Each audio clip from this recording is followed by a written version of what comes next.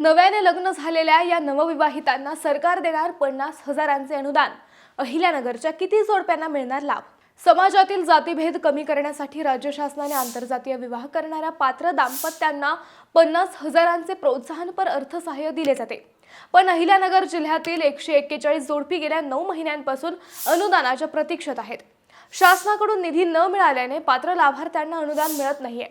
पण आता या सर्व प्रस्तावांसाठी 70,50,000चा निधी मागवण्यात आला असून तो पुढील 2 महिन्यात मिळण्याची शक्यता समाज कल्याण विभागाने व्यक्त केली आहे। ऑक्टोबर 2025 पर्यंतचे अनुदान वितरित झाले असून त्यानंतर आलेले सर्व प्रस्ताव प्रलंबित आहेत। या योजनेचा लाभ अनुसूचित जाती, जमाती, भटक्या विमुक्त प्रवर्गातील एका व्यक्तीने सवर्ण, हिंदू, जैन, लिंगायत, बौद्ध किंवा शीख समाजातील व्यक्तीशी विवाह केल्यास मिळतो। पात्र लाभार्थ्यांनी काळजी करण्याचे कारण नसून निधी प्राप्त होताच प्रलंबित सर्व पात्र प्रस्तावांना अनुदान दिले जाईल, असे समाज कल्याण विभागाने स्पष्ट केले आहे।